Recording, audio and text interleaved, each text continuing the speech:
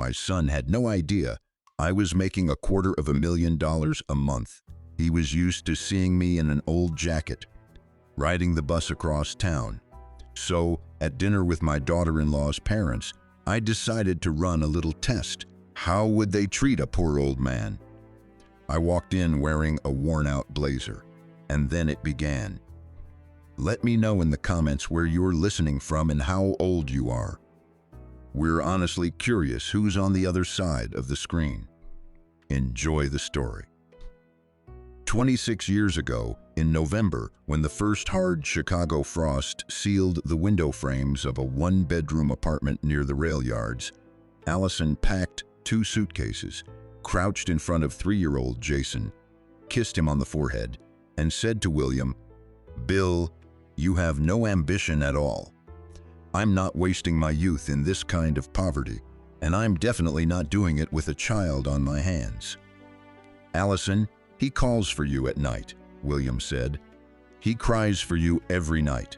Do you even understand what you're doing? He'll get used to it. Children adapt to everything." She left for a man with a downtown condo, a foreign car, and a management job at an oil company. Little Jason stood in the doorway of his room, clutching a stuffed rabbit. For the first few weeks, he woke up in the middle of the night, calling for his mother in a hoarse little voice, and William carried him around the room while switching engines groaned outside beyond the tracks. That was when William made himself 2 promises. Money would never decide how he treated people, and Jason would grow up to see what people were made of, not the price tag attached to them. William kept both promises, though the second one turned out to be harder than he expected. He built his IT consulting and cybersecurity company from nothing. He wrote the code himself, drove to clients himself, and slept in the office when there was no one to watch his son. 10 years later, the firm was working with major corporate clients. The money started coming in, and right away, Allison's relatives came crawling out of nowhere. Her sister Natalie called first. "Bill, hi. Honestly, we always believed in you. Listen, there's this really solid opportunity that came up. I just need to borrow a little to get started." "Nat," William cut in. "When I asked you to watch Jason for half a day, you told me you were allergic to children. You have 3 of your own. Natalie, 3. I guess it's a selective allergy." There was silence on the line, then a short series of beeps. Next came Allison's mother, who announced with righteous outrage that William owed their family for supporting him during the hard years. "Nancy, the walls in that old apartment were paper thin. I heard every word of your speech in the kitchen about what a loser your daughter had married. I remember it word for word. If you need me to, I can refresh your memory." She hung up. They never called again. That experience shaped William's strategy for the next 15 years. To Jason, William remained a modest freelancer living in an ordinary 2-bedroom apartment. His real life, the spacious condo in a luxury building, the expensive car, the contracts with federal agencies, existed separately, and his son knew nothing about it. The strategy worked. Jason graduated from college with honors, got a job at an advertising agency, and never once asked his father for money. 3 years ago, he started dating Tessa Caldwell. A year ago, they got married quietly at the courthouse. Tessa's parents said they couldn't make it. William checked. They hadn't flown anywhere. They just hadn't wanted to come. Then, 3 weeks ago, Jason called, and there was such joy in his voice that William felt uneasy. It was the joy of a man who had finally been allowed across the threshold. "Dad, big news. The Caldwells are inviting us to dinner on Saturday." "Really? They've decided to lower themselves among regular mortals?" "Dad, don't start." Margaret Caldwell suggested it herself. "Tessa says her mom is going all out on the menu. She wants to make an impression." "On whom?" A retired man from the rail yard side of town? Well, yes, on you. You're the only person in the family she still hasn't seen in person. Then we'll mark it on the calendar as a historic event. On the day of the dinner, while William was riding a bus clear across the city, his phone rang again. Jason spoke quickly, in the tone of a man who had rehearsed a speech but was still tripping over every turn. "Dad, I'll meet you at the guest parking lot. Don't go up to the main gate. The security guys are strict, and they might misunderstand." What exactly would they misunderstand, Jason? That a person can move around on foot instead of levitating. "Dad, I'm serious. And if work comes up, answer vaguely. Just say you do something with computers, help small businesses. And if I decide to lie and say I help big ones, will they escort me out? Dad." Also, Tessa's brother Daniel will be there. He's in a creative exploration phase right now, so he'll go on about his projects. Just nod and don't argue with him. "Creative exploration phase," William repeated, appreciating the elegance of the euphemism. "Did you come up with that yourself, or did Tessa feed it to you?" "Dad, no jokes. Margaret Caldwell can seem arrogant, but she's like that with everyone outside their circle. Don't take it personally." William went quiet. Outside their circle. Jason said it as if he were already inside. But in his son's voice, William heard a false note, the sound of someone copying other people's intonations without realizing they didn't suit him. "I understand, Jason." I'll nod and smile brightly. "Should I also bow at the door? Dad?" "All right, I'm kidding. I'll become a shadow. Nobody will even notice me." He hung up and slipped the phone into the pocket of his worn blazer. That morning, he had stood in front of the closet in his real apartment and chosen his outfit with the excitement of a director approving a costume for a comic role. On the left hung designer suits. On the shelf gleamed watches expensive enough to buy a better car than the one Jason drove. On the right was the collection reserved for his son. Jackets from a chain store, sweaters from discount racks, and one blazer that had survived 3 presidential terms. William put on the most hopeless option, looked in the mirror, and snorted. A man whose company brought in tens of millions a year looked like a retiree dressed for an old co-worker's anniversary party, and somehow wearing the wrong size. From the bus stop to the subdivision, he walked a little over half a mile. The Caldwell house stood deep inside the property, 3 stories tall, faced in pale stone. Every bush on the lot had been trimmed so precisely that it seemed the gardener had worked with a ruler and a personal grudge against nature. A housekeeper in a uniform apron opened the door. She swept William with a trained glance and smiled the way people smile at delivery drivers on a rainy day. "If you're from catering, deliveries go around back. Leave your shoes here and move your car outside the fence." "I'm not from catering," William said pleasantly. "I'm invited to dinner. Jason's father." The housekeeper looked at his creaking shoes, his baggy blazer, and the shirt in a shade no catalog had ever dared to name. "You're a guest?" she asked, with a pure astonishment that clearly did not fit her picture of the world. "Absolutely," William said with a nod. "Though judging by the welcome, I'm starting to doubt it myself." She stepped aside to let him into the entryway, but from the twitch of her eyebrows, William knew she didn't believe him. He followed her through the wide foyer, and the house spoke to him more honestly than its owners ever could. The furniture was expensive, but it had all been chosen as a matching set from a catalog. Not one object suggested taste or attachment. A painting above the console table made William slow down. He recognized the reproduction. Factory stretcher, printed brushstrokes, and a frame worth more than the thing inside it. The books on the shelves stood with their spines facing out, Not a single one cracked. The whole house was a showcase, arranged not for living, but for display. And William, who had long ago learned to tell the real from the fake, quietly stored away detail after detail in his memory. Because this house confirmed what he had already found in the financial records. The Caldwells were living by inertia, keeping afloat a stage set with nothing real left behind it. The living room they led him into was a long space with a fireplace and a dining table set for 8, arranged as if the governor were expected. Silverware, crystal, glasses, napkins folded into fans. 5 people at the table turned toward William at once, and he noticed the speed with which each of them assessed him.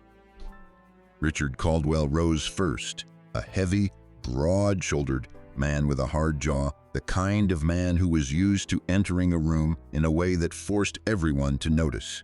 He stood slowly, making it clear that by getting up from his chair, he had already done William an enormous favor.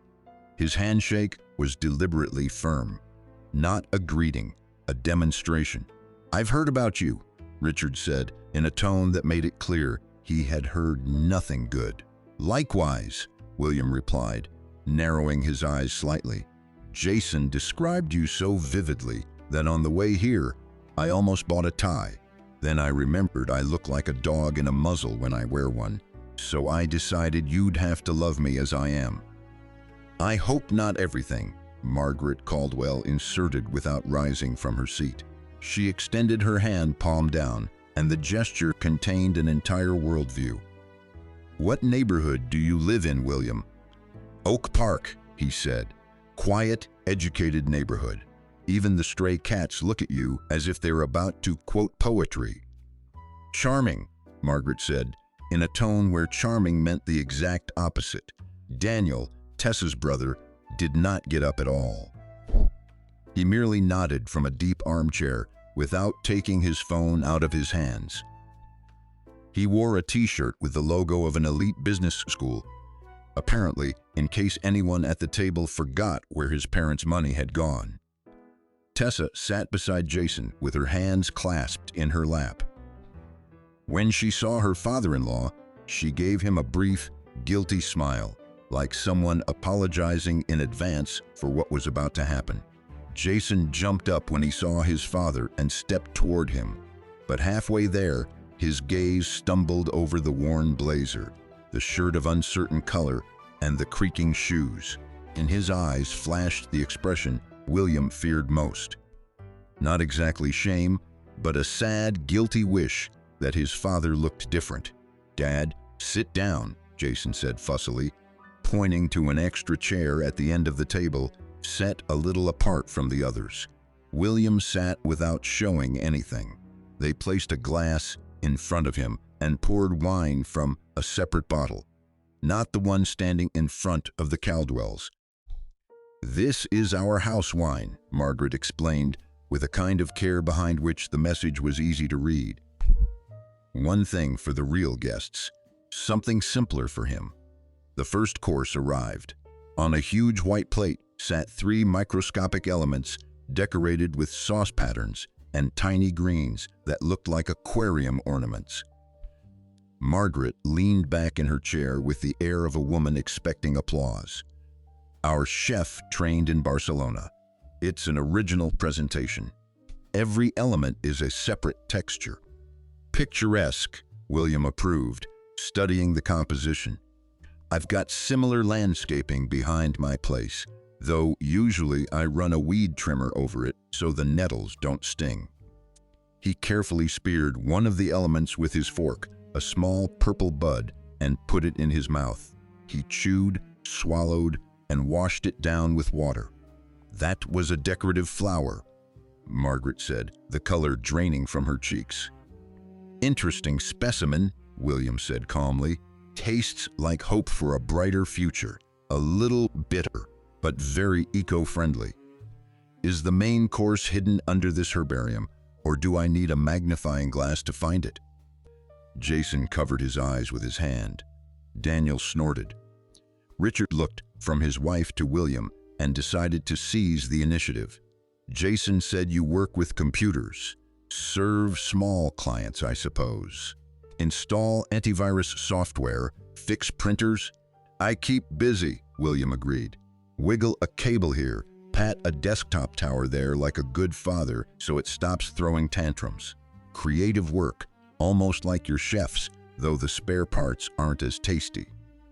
Still, it's necessary work, Richard said with patronizing approval. Not everyone can build a business. Someone has to fix the printers. Golden words, William said. Printers won't fix themselves, and in this country, without a printer, no great business plan ever makes it beyond somebody's head. Daniel, sensing a chance to shine, put down his phone and leaned forward. Have you heard anything about neural networks? Artificial intelligence? A little here and there, William replied, with the face of a man having a bicycle explained to him. These days, every toaster is screaming that robots will soon work for us and apparently eat dinner for us too. I'm developing a platform, Daniel said, lifting his chin. Personal brand monetization through an AI avatar. Revolutionary idea. In 2 years, it'll be the market standard. And what hardware does this amusement ride run on? William asked. Daniel blinked. Have you opened the hood yet? What language are you writing the code in? William clarified. We're still in the conceptual stage, Daniel answered, and for a moment, uncertainty showed through in his voice before he varnished it over with a condescending smile. The idea requires deep development. 3 years, William said. I understand. Serious timeline. In 3 years, you could build a helicopter out of an old pickup truck, but this is still a concept. That means you haven't even found the outlet where all this happiness plugs in. You probably don't fully understand how venture capital works, Daniel said, pulling out his phone to show a presentation. It was a set of beautiful slides with fashionable words. Not one working screen, not one line of code. Massive, William concluded with an unreadable face. The slides are so pretty, it'll almost be a shame if somebody ever writes software for them. Margaret, taking advantage of the pause, ran her eyes over William's blazer and said, with a sympathy that made a person want to slide away from the table, William, Richard has some wonderful things left from past seasons. Excellent quality, Italian fabrics. You could wear them for special occasions.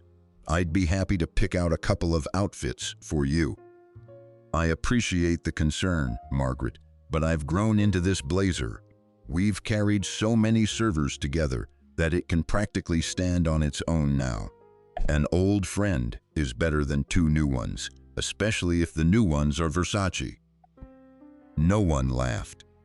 Richard cleared his throat and moved on to what, apparently, was the main subject for him. Anyone can make money, William, but what matters is the environment you grew up in. Connections. Circle. Without that, a man remains, well, you understand.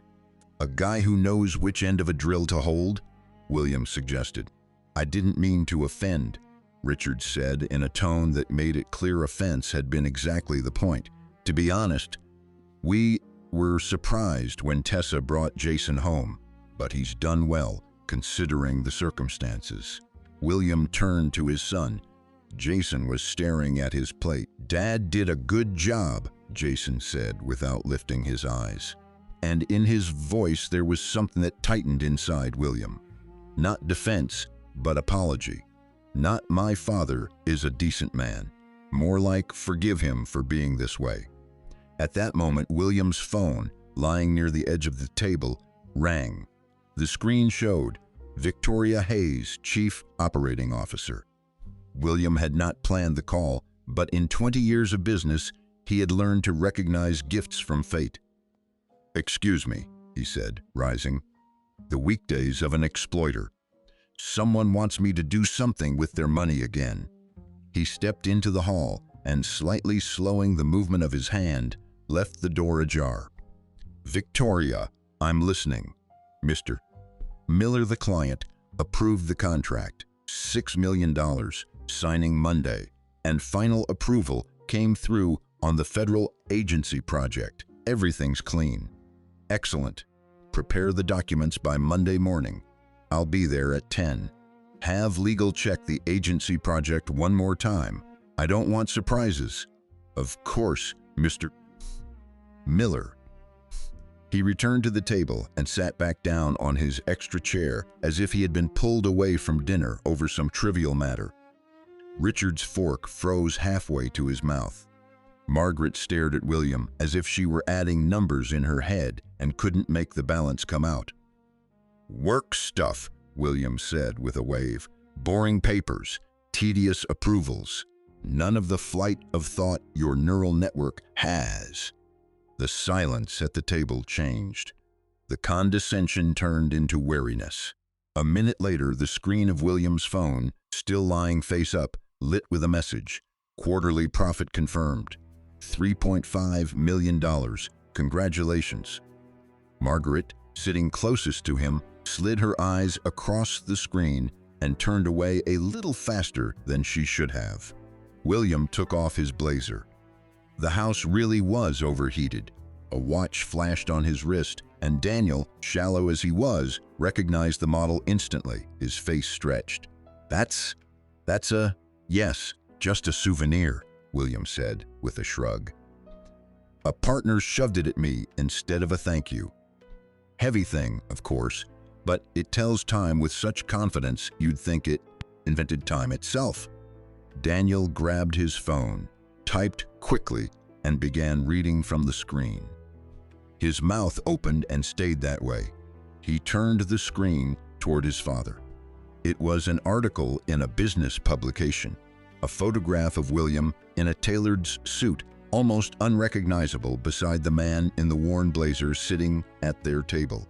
Founder of a major IT company, one of the largest cybersecurity players in the region. Speaker at the National Technology Conference. "Nonsense," William said. "Photoshop is a mighty force. In that picture, I look like I keep gold bars in the refrigerator instead of bologna." Richard cleared his throat, and when he spoke, his voice was completely different. Soft, careful, carrying that eagerness to be friends that appears in people who have just realized the person across from them is worth more than their whole house of cards. "William, listen, I think we got off on the wrong foot. Let's start over. I have some promising projects that could use a partner at your level." "Richard," William interrupted with no anger and no triumph in his voice, only dry business precision. "Let's skip the bowing and scraping. That scheme you tried to push on me an hour ago smells exactly like my first computer back in 1996.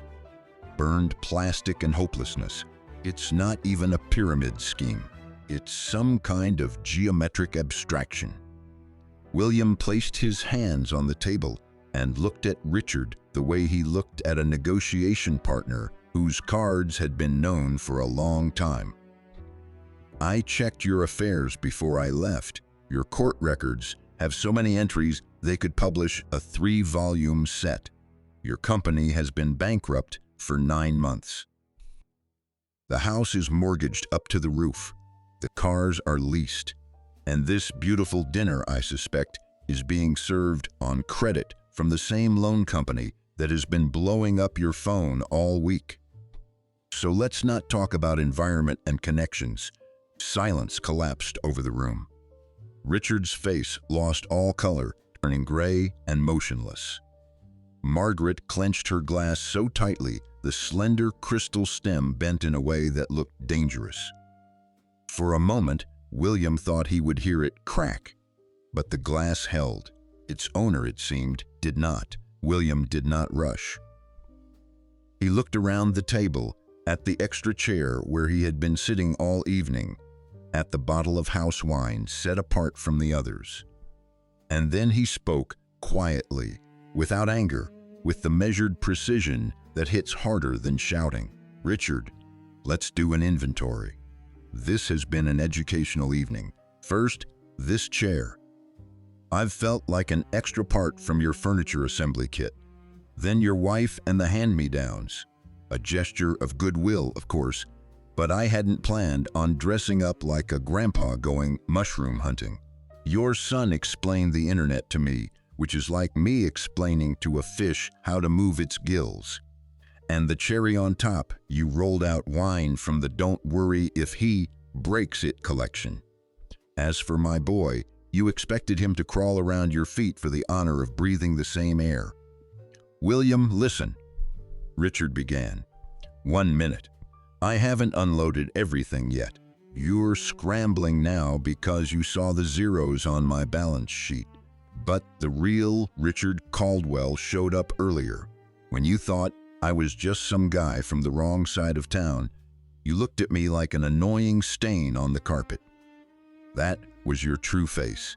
This right now is just makeup running. Dad, enough, Jason said, and his voice mixed pleading with shame. Please stop. William turned to his son, and for the first time all evening, his face changed. The ironic mask disappeared. Only pain remained, the kind he no longer saw any reason to hide. Jay, you sat all evening as quiet as a kid caught smoking behind the garage. Not once did you raise your voice. Your father was something like a free add-on to the table for them, and you just nodded. Margaret tried to hand me another man's old clothes. The owner of the house fed me fairy tales about simple working men. And you tolerated it. For what? To fit in with people living in a house the bank practically owns. Jason opened his mouth, then closed it. Tessa, who had sat through the entire dinner in silence, lifted her head. Tears were running down her cheeks. You're a cruel man, she said to William. Cruel, William repeated. When your mother offered me a wardrobe from somebody's storage trunk, was that an act of mercy? Or when your brother explained where the power button is on a computer, was that Christian humility? You all treated me like a fool all evening, and that was fine. The wind just changed direction, and now it's blowing the wrong way. Then a voice spoke that no one expected. Daniel, slouched in his chair, gave a bitter, ugly laugh, exposing for a moment the person who might have existed beneath all those logo t-shirts. He's right, Dad. We're pathetic. We're broke. We're pretending to be wealthy. And at the same time, we're humiliating a man who has actually earned more than we ever had. It's not even shameful. It's funny. Daniel, Margaret breathed. What, Mom? Did he lie? I've spent 3 years telling everyone about my startup, and I don't even have code. Pretty slides and trendy words.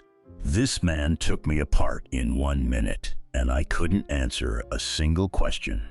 William looked at Daniel a little longer than the others and gave a small nod. Not approval, exactly, but recognition. At least one person in this family is capable of honesty. He headed toward the exit, but stopped at the door and turned back. Richard, your exclusive investment is a classic scam, just bound in expensive leather. I've seen more schemes like that than you've seen ads in the newspaper. You're already on the hook, so jump out of the boat before it kisses the bottom. Richard did not answer. He sat motionless, and the expression on his face changed as if someone were slowly erasing all his familiar features. William looked at Daniel. Forget the platform. It's a bicycle with square wheels. Two companies already burned out on the same idea while you were drawing presentations. But if there's something in your head besides fan noise, and you actually want to work, reach out. I know people who can teach you how to tighten bolts, not just spread your fingers and pose. Then he looked at Tessa. Think it over when you have time, Tessa. Do you really need a husband who learns from your father how to drown in debt with his head held high? Or is your brother your role model? 3 years of making noise in the air and doing nothing. Life only comes once. Nobody gives you a rewrite. Finally, he looked at Jason. Today I realized I wasn't the only one playing hide and seek. You locked yourself in a closet too, just to match these people. The real question is whether the skin was worth the tanning. He had already taken hold of the door handle when he remembered one last thing, and turned to Margaret with an expression where, for the first time all evening, something like amusement flickered. Margaret, I almost forgot about the wine. The bottle you set aside for me as a drink for poor relatives is a collector's item. It's more than your family silver. I assume someone gave it to you, and you decided from the label that it was fruit punch. You understand people the same way. You stare at the wrapper and let the candy pass right by your mouth. The glass slipped from Margaret's fingers and shattered against the hardwood floor, scattering tiny shards in every direction like the period at the end of a sentence she wished she had never heard. William walked out. Beyond the gates of the subdivision, it was quiet. A street lamp burned dimly on a pole, and William's long shadow stretched across the asphalt toward the bus stop. The adrenaline was leaving him, and in its place remained a heavy, deep sadness with nothing to do but carry it. He stood there thinking that perhaps tonight he had lost his son. Not because of the marriage, not because of the Caldwells, because of his own decision made 26 years earlier in a one-bedroom apartment near the rail yards. Footsteps sounded behind him, quick and uneven. Jason ran up and stopped 6 feet away, breathing hard. "Dad, why? Why did you hide all of this?" William was silent for a moment, then answered tiredly, without pressure. "Because your mother ran off when you were still in preschool, and not for some great love, for a bigger wallet. Back then, I was bad inventory to her. She gave up her child over a balance in someone's account. I was trying to keep you away from that rot. I wanted you to judge people by their backbone, not their price tags, and you did grow into a decent man. But tonight you gave in. You traded your father's dignity for the approval of people who live on credit and breathe arrogance. You never told me that. I didn't want you looking at the world through my old grudges. I thought you'd learn to value people without counting their capital, and for a long time it worked. You achieved everything yourself. But tonight, son, I saw that you were ready to shrink yourself just so decent society would pat you on the head." "I wouldn't have let them act that way if I'd known," Jason said. "That's the trap. You don't let anyone insult your old man, even if all he has in his pocket is the wind whistling through it.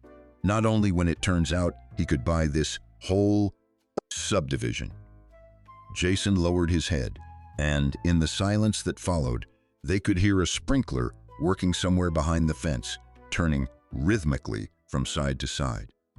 Then Tessa came out through the gate. She approached and stood beside Jason, but spoke to William. "I'm ashamed, not just for tonight, for everything, for who I became around them." I watched their contempt turn instantly into desperation when they found out about your money, and it was disgusting. My family is a facade with nothing behind it. In one evening, you exposed everything I spent years trying not to see. "You're young," William said. "Everyone messes up. The important thing is learning the lesson instead of collecting the same rake over and over. If you've learned it, that's half the work." "I have a degree in economics," Tessa said. "I've never worked a day in that field. My parents thought work didn't suit me." "And what do you think is in your head besides your parents' programming?" "I think I've had enough." Jason lifted his head and looked straight at his father without dodging. "Dad, I don't need your money. Not now, not later. I want to earn my own, like you did. But I'm asking for one thing. Teach me how to build a real business." William looked at his son for a long time, and for the first time that evening, He felt that the past 26 years had not been wasted. You'll start at the bottom with the smallest bolt. You'll make mistakes, get knocked around, and try again. No shortcuts, no calling Dad to fix things. Can you handle that? I can, Jason said. Tessa nodded beside him. Then I expect you for lunch on Sunday, at my place. My real den, the one you've never seen. We'll cook ourselves with no pretending. Remember when you were 5? You thought my pasta with canned beef stew was the height of fine dining. We'll go back to that foundation, Jason laughed. Short, hoarse, and real. And that laugh was worth more than every contract William had ever signed. 6 months later, Jason and Tessa opened their own business. It was small, honest, built on real work, and 12-hour days. They lived in a rented 2-bedroom apartment, drove used cars, and were happier than they had been in all the years before. Richard Caldwell's company finally collapsed for good. The Caldwells lost the house in the subdivision and moved into a smaller apartment. Margaret stopped hosting dinners with a private chef and artistic plating. Daniel, which no one expected, got a job at an IT company, starting in a junior role, and for the first time in his life, earned his own money. After hitting bottom, he found a direction upward. As for William, he still drove an inexpensive car. He still wore a jacket from a chain store. He still lived as if the number in his bank account belonged to someone else and had nothing to do with him, because long ago he had understood something they don't teach in business schools or behind the gates of luxury subdivisions. Money does not define a person, it reveals them. And now I want to ask you something. What would you have done in William's place? Would you have stayed quiet, or would you have exposed the truth at that table? Share your thoughts in the comments and tell us if you've ever seen money change the way people treat someone. If this story moved you, give the video a like, subscribe to the channel, and tap the bell so you don't miss the next story.